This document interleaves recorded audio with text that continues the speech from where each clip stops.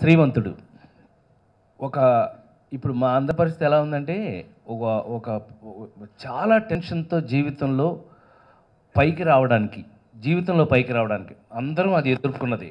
Even though Mahesh Babu గారు, super star Mahesh Babu గారు కూడా బ్రేక్ త్రూ జీవితంలో పైకి రావడానికి ఒక డిఫరెంట్ ఫేజ్ అనుభవించుంటాడు.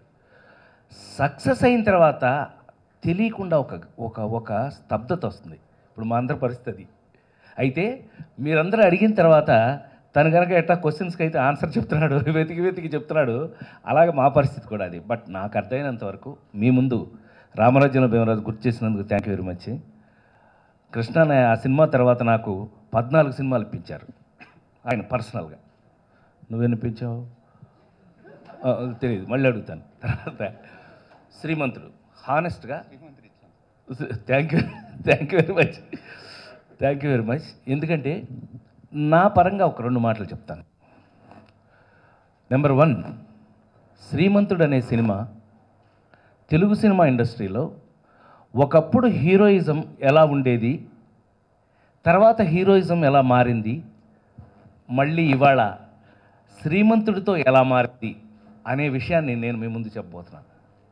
ఒకప్పుడు హీరో అంటే మీరు ఆ రోజుల్లో రామారావుని, నాగేశ్వరరావుని, ఇల్లు ఇల్లాలు అలాంటివి, కృష్ణ గారిని, మానవుడు దానవుడు సోమన్ బాబు గారిని, ఇలాంటి వారిని చూసినప్పుడు ఒక కథలు ఎలా ఉండేవి, కథలో హీరోయిజం ఎలా ఉండేది అని చూస్తే హీరో పాజిటివ్గా ఉండేది. అతన్ని చూస్తే 10 మంది ఇన్స్పైర్ అయ్యి 10 మంది అతనిలాగా ఉండాలి అని అనుకునేటట్టు ఉండేది అప్పట్లో హీరోయిజం. తర్వాత వచ్చేటప్పటికి కొరకటం, నరకటం ఇవన్నీ వచ్చినాయి కదా.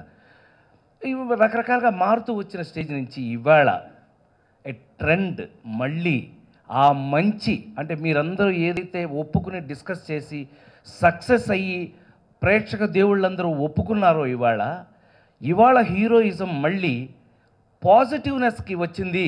ఎస్, ఈ కుర్రాన్ని చూసి పనిచేసేవాడు కూడా వాళ్ళ ఊరు వెళ్ళి కనీసం ఒక చిన్న బోర్ వేయించుదాం అనుకునే పరిస్థితికి తెలుగు సినిమా ట్రెండ్ మళ్ళీ మారింది అనడానికి ఒక అద్భుతమైనటువంటి సినిమా శ్రీమంతుడు అని నా నమ్మకాన్ని. ఇక్కడ చప్పట్లు కొట్టాలి యాక్చువల్గా. అయితే తర్వాత నాకు చాలా క్రిస్టల్ క్లియర్గా చేసేటప్పుడే నాకు అదృష్టం కలిగింది. ఒక 2-3 అద్భుతమైన సీన్లు చేసే అవకాశం నాకు, అంటే the entire credit goes to Koratala Siva with ఈ స్క్రిప్ట్. అబ్బాయి చెప్పినట్టు ఒక పర్టికులర్ ఎక్స్పీరియన్స్ నాకేంటంటే, అన్నదమ్ములు విడిపోయే సీన్లో మీకు తెలుసో లేదో, అన్నదమ్ములు మేము ఉంటాం అక్కడ, మేము ఒక్క ముక్క మాట్లాడడం, మొత్తం అన్నీ శ్రీమంతుడే మాట్లాడతాడు. అంటే శ్రీమంతుడని అనాలనిపిస్తుంది, మహేష్ అనిపించట్లా నాకు. ఎందుకనంటే నాకు తెలిసి ఆ సీన్లో రియాక్షన్ మీకు తెలుసు. అన్నదమ్ములు విడిపోతుంటే ఆల్మోస్ట్ చాలామంది నా సొంత ఇంట్లో సొంత మనుషులు అన్నారు, అయ్యో కళ్ళమ్మ నీళ్ళు వచ్చినాయి ఆ సీన్ అప్పుడు. ఆ చివరి సీన్లో వాళ్ళు మదరు నా కడుపును పుట్టినందుకు థ్యాంక్స్ రా అని ఒక తల్లి అన్నప్పుడు ఎంత కళ్ళమ్మ నీళ్ళు వచ్చినాయో, ఆ తండ్రి ఎలా కళ్ళమ్మ నీళ్ళు పెట్టుకున్నాడో, ఈ సీను అంత అద్భుతమైన సీన్ చేస్తున్నప్పుడు నాకు చాలా ఆశ్చర్యం వేసింది. సీయింగ్ అన్ యాక్టర్, ఇందాక మీరు అడిగారు సార్, యాజ్ అన్ యాక్టర్, అమ్మ మీరు అడిగారు, as Mahesh as an actor I have seen him. ఒక్కడు చూసినప్పుడు నాకు తెలిసి ఫోన్ చేసి అప్రిషియేట్ చేశాను. ఒక్కడు, పోకిరి, అతడు, అంటే నాకు నచ్చిన సినిమాలని లెక్కటేసుకుని ఉంటారు మీకు ఈ పాటికి. వాటి కన్నా కూడా a matured act, I have seen a matured actor in Mahesh when I was doing that scene. ఈ సినిమాలో ఏ సీను మేము నటించలేదు, please take it for granted. దీనికి 100% థ్యాంక్స్ చెప్పాల్సింది మాత్రం కోటాల శివ గారికి. మేము ఎప్పుడైనా ఒకసారి ఎక్కడైనా ఏదో వేరే కాన్సన్ట్రేషన్లోంచి ఆ షార్ట్ కాన్సన్ట్రేషన్లోకి వచ్చి కొంచెం ఎక్కడన్నా కొంచెం ఆర్టిఫిషియల్గా నటించినప్పుడు అతను వచ్చి గుర్తు చేశాడు, అన్నయ్య చాలా బాగుంది, చాలా బాగా చేశారు, రాజేంద్ర ప్రసాద్లా ఉంది. అదే చెప్తున్నామండి, ఒప్పుకున్నాం కదా, అంతొద్దు కొంచెం తగ్గించమన్నాడు, మరి అంతొద్దు కొంచెం తగ్గించమన్నప్పుడు మమ్మల్ని అడిగితే చాలా బాగుండేది. I have seen Mahesh matured actor after నేను చెప్పిన ఇందాక 3 సినిమాల కన్నా ఒక అద్భుతమైనటువంటి నటుడిని I have seen in this film.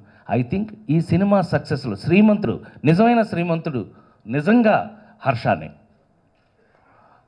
Alias Mahesh Babu.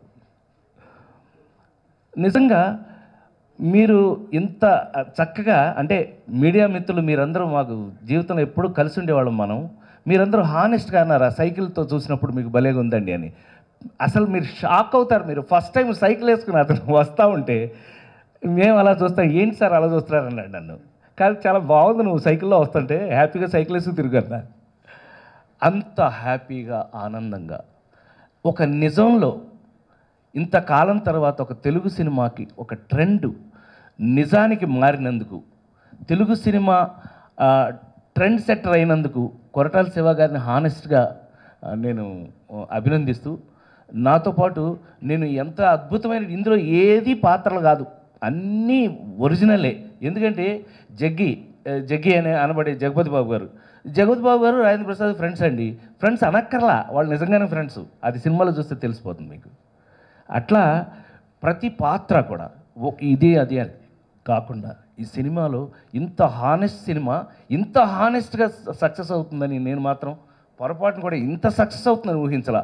ఇది తప్పకుండా ఇది మంచిని గనక కోరుకుంటున్న తెలుగు ఆడియన్స్ అయితే తప్పకుండా ఈ సినిమా సూపర్ హిట్ అవుతుంది అనుకున్నాం. ఇవాళ సూపర్ హిట్ అయినందుకు మీ అందరికీ రుణం తీర్చుకోలేను అనే మాట చెప్తూ, ఇంకొక అద్భుతమైనటువంటి మార్పు ఏంటయ్యానంటే తెలుగు ప్రేక్షక మహాశైల్లో థియేటర్కి వచ్చి ఈ దొంగ చెడీలు ఆ ట్యూబుల నుంచి ఈ టైర్ల నుంచి దించి చూసుకుంటున్నా కూడా, ఆ ట్యూబులు టైర్లు అయిపోయినా కూడా మళ్ళీ థియేటర్ సినిమా చూస్తున్నారు అనేది ఒక అద్భుతమైనటువంటి మార్పు అని నా తరఫున, అంటే ఒక 37 సంవత్సరాల సినిమాలు నటించిన ఒక మామూలు నటుడిగా నాకు తెలిసి ఇది ఒక అద్భుతమైనటువంటి మార్పు అని, దానికి ప్రేక్షక దేవుళ్ళందరికీ కూడా మరొకసారి నమస్కారం చెప్తూ, శ్రీమంతుడు వంటి ఒక అద్భుతమైన చిత్ర కావ్యంలో నేను కూడా ఒక పాత్రనైనందుకు కొరటాల శివ గారికి, మరి ముఖ్యంగా సూపర్ స్టార్ మహేష్ బాబు గారికి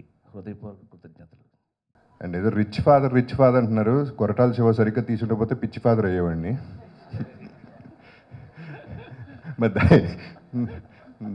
దయచేసి ఇండస్ట్రీకి ఒక ఇది నేను చెప్పాల్సింది, ఎందుకంటే ప్రతి దాంట్లో ఫాదర్ చేయకుండా వేరే క్యారెక్టర్స్ చేయాలనుకుంటున్నాను. నేను కొంచెం డై చేస్తే నేను బాగానే ఉంటానండి, కొంచెం యంగ్గా.